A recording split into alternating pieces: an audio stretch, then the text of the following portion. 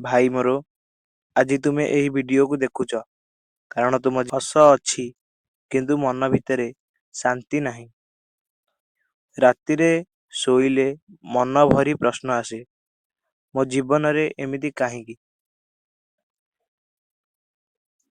ଆଜି ଏହି ଭିଡିଓ ମନୋରଞ୍ଜନ ପାଇଁ ନୁହେଁ, ଏହା ତୁମ ଆତ୍ମା ସହ କଥା ହେବା ପାଇଁ। ଜୀବନର ଏଇ କଠିନ ସତ୍ୟକୁ ଶୁଣ।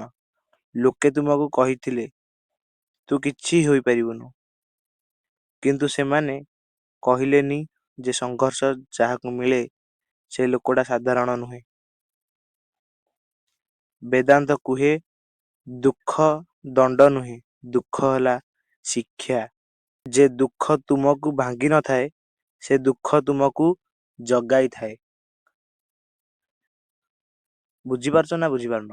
ଯୋଉ ଦୁଃଖ ତମକୁ ଭାଙ୍ଗି ଦେଇଥାଏ ସେ ଆକ୍ଚୁଆଲି ତମକୁ ଭାଙ୍ଗେନି, ସେ ତୁମକୁ ଭିତରୁ ଜାଗୃତ କରାଏ ଯେ ସତର୍କ ହେଇଯାଅ। ଚାଲନ୍ତୁ ମୁଁ ଆପଣଙ୍କୁ ମହାଦେବଙ୍କ ବିଷୟରେ କିଛି କହିବି। ଆପଣ ଦେଖିଥିବେ ନହେଲେ ଦେଖିବେ, ମହାଦେବଙ୍କୁ ଦେଖିବେ, ନା ତାଙ୍କ ପାଖେ ରାଜମହଲ ଅଛି, ନା ଧନ ସମ୍ପତ୍ତି ଅଛି, ତଥାପି ସେ ମହାଦେବ। କାହିଁକି? କାରଣ ସେ ନିଜକୁ ଜାଣିଥିଲେ ଶିବ ମାନେ ଶୂନ୍ୟ, ଶାନ୍ତି, ସତ୍ୟ। ଯୋଉ ଦିନ ତୁମେ ନିଜକୁ ଜାଣିବ ସେଦିନ ତୁମକୁ କେହି ହରାଇ ପାରିବେ ନାହିଁ। ମନ ସବୁଠାରୁ ବଡ଼ ଶତ୍ରୁ। ତୁମର ସବୁଠାରୁ ବଡ଼ ଶତ୍ରୁ ବାହାରେ ନୁହେଁ, ସେ ହେଉଛି ତୁମ ମନ। ମନ କହେ ଆଜି ରୁହ କାଲି କରିବି, ତୁ ଥକିଗଲୁଣୁ, ତୁ ପାରିବୁନୁ, ମନ ଏମିତି କହିବ। ସେ କୃଷ୍ଣ କହିଥିଲେ ମନ ଯଦି ନିୟନ୍ତ୍ରଣରେ ରହେ ସେ ମିତ୍ର, ଯଦି ନିୟନ୍ତ୍ରଣରୁ ସିଏ ହଟିଯାଏ ତାହେଲେ ସେ ଶତ୍ରୁ।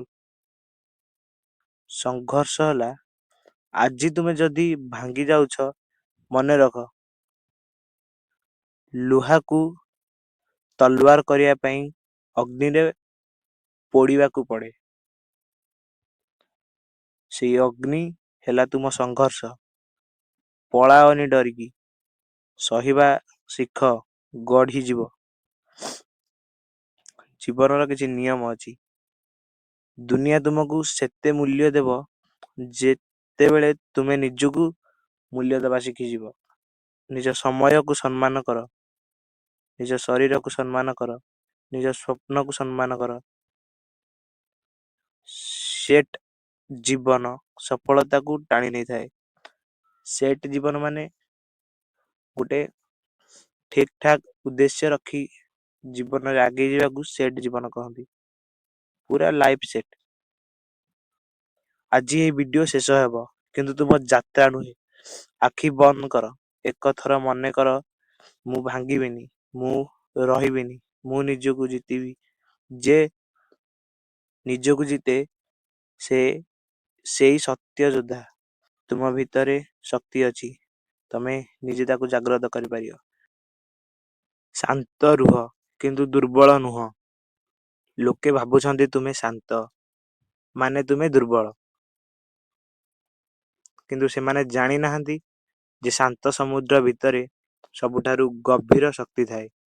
ଏହି ଭିଡିଓ ପାଇଁ, ତାଙ୍କ ପାଇଁ ଯେ ଚିତ୍କାର କରୁନାହିଁ କିନ୍ତୁ ଭାଙ୍ଗୁଛି, ଏ ଭିଡିଓ ତା ପାଇଁ। ଦୁନିଆର ସତ୍ୟ, ଦୁନିଆ ଶବ୍ଦକୁ ଭଲ ପାଏ କିନ୍ତୁ ଶାନ୍ତିକୁ ନୁହଁ। ଯେ ଚିଲ୍ଲାଏ, ଯେ ଦେଖାଯାଏ, ଯେ ସହେ ସେ ଅଣଦେଖା ହୁଏ। କିନ୍ତୁ ଇତିହାସ କହେ ଶବ୍ଦ କରୁଥିବା ଲୋକ ସମୟରେ ହାରିଯାଏ। ଶାନ୍ତ ଲୋକ ସମୟକୁ ହରାଇ ଦେଇଥାଏ। ବେଦାନ୍ତ କୁହେ ଶକ୍ତି ହେଉଛି ଶାନ୍ତି। ଯେ ନିଜ ମନକୁ ଜିତିଛି ସେ ଦୁନିଆକୁ ଜିତିଛି।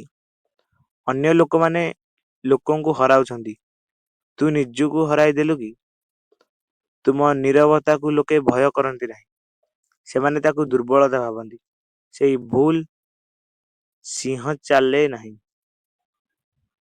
କିନ୍ତୁ ଜଙ୍ଗଲ ଶାନ୍ତ ହୋଇଯାଏ। ଶାନ୍ତ ରହିବା ମାନେ ଆଳସ୍ୟ ନୁହେଁ, ଶାନ୍ତ ରହିବା ମାନେ ନିଜ ଲକ୍ଷ୍ୟରେ ଏତେ ଧ୍ୟାନ ଯେ ଅନାବଶ୍ୟକ ଶବ୍ଦର ସମୟ ନାହିଁ। ଅନୁଶାସନ ଚିତ୍କାର କରେ ନାହିଁ, ଫଳ ଦିଏ। ଆଜି ତୁମେ ଚୁପ୍ ରହି କାମ କରୁଛ, କାଲି ତୁମ ସଫଳତା କଥା କହିବ। ଲୋକେ ପଚାରିବେ ଏତେ ଆଗେ କେମିତି ଗଲ? ସେତେବେଳେ ମନେ ରଖ ତୁମେ କେବେ ଚିତ୍କାର କରିନଥିଲ। ଶାନ୍ତ ରୁହ କିନ୍ତୁ ନିଜ ମୂଲ୍ୟକୁ ଭୁଲନି। ଶାନ୍ତ ରୁହ କିନ୍ତୁ ନିଜ ସ୍ୱପ୍ନକୁ ଛାଡନି। ଯେ ଶାନ୍ତ ରହି ନିଜକୁ ଜିତେ ସେ ଦୁନିଆକୁ ଚିତ୍କାର କରାଏ। এই ଭିଡିଓ ସେମାନଙ୍କ ପାଇଁ ଯେ ଚୁପ୍ ରହି କାମ କରନ୍ତି। ଶାନ୍ତି ହେଉଛି ସବୁଠାରୁ ଶକ୍ତିଶାଳୀ ଅସ୍ତ୍ର।